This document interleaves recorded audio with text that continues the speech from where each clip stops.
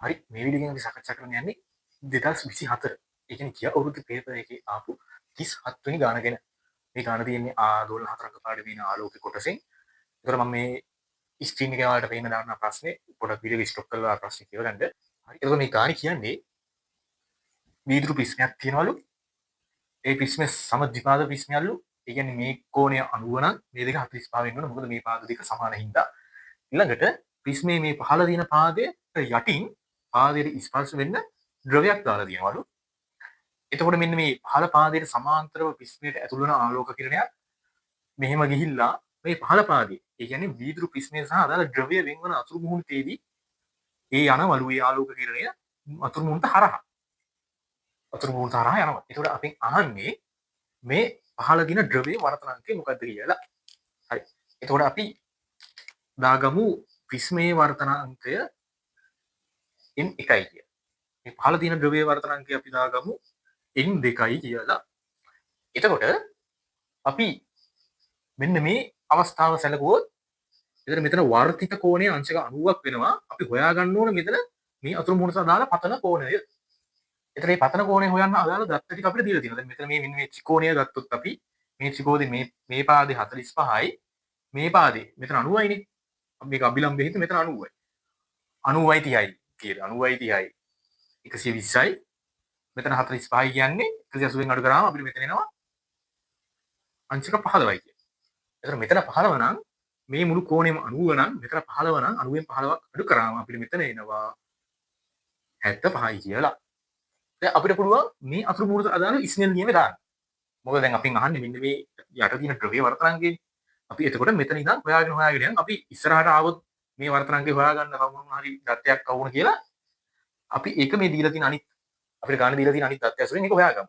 අපි මුලින්ම දැන් මෙතන මේ අතුරු මුහුණට අදාළ ස්නෙල් නියමය දැම්මොත් අපිට ලියන්න පුළුවන් n1යි n1 කියන්නේ වීදුරු වල වර්තනාංකය. ඒතර ඒ මාධ්‍යයේම කෝණයේ sin අගය. n1යි sin 75. ඒක සමාන වෙනවා මේ මාධ්‍යයේ ද්‍රවයේදී. ඒතර ද්‍රවයේ වර්තනාංකය n2යි කෝණය sin 90යි. මෙතන 90යි. ඒතර අපි දන්නවා sin 90 කියන්නේ කීයද? 1යි.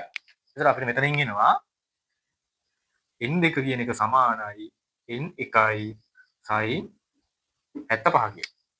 දැන් අපෙන් අහලා තියෙන්නේ මොකද්ද? අපෙන් අහලා තියෙන්නේ n2. එහෙම නැත්නම් අහලා තියෙන ද්‍රව්‍ය වර්තනාංකය.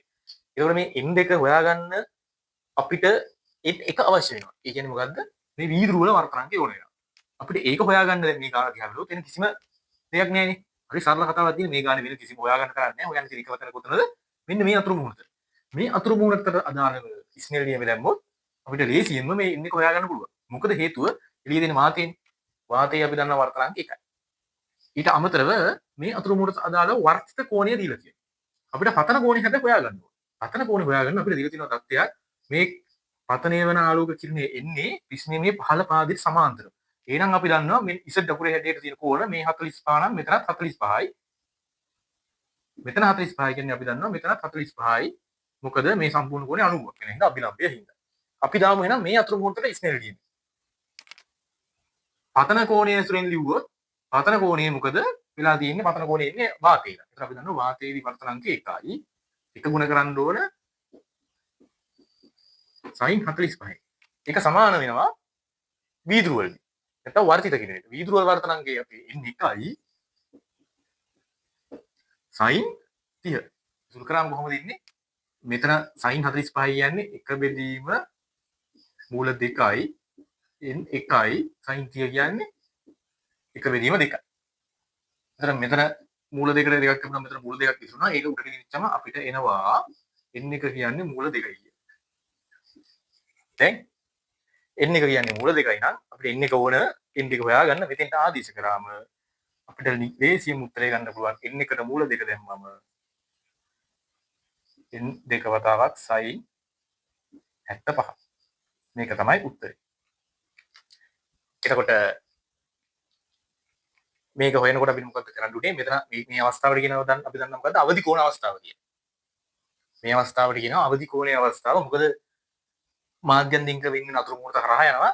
අපි මේ අවදි කෝණ අවස්ථාවට ස්නෙල් නියමය දාලා n2ට ප්‍රකාශනයක් ගත්තා නැත්නම් ද්‍රව්‍ය වර්තනාංකයේ ප්‍රකාශනයක් ගත්තා වීදුරු වල වර්තනාංකය ඇසුරෙන්. ඊට පස්සේ අපි මොකද කරේ? මේ අතුරු මුහුණතට ඉස්නෙල නියමේ දාලා වීදුරු වල වර්තනාංකය ගත්තා. ඒක අරන් මෙතෙන්ට ආදේශ කරා.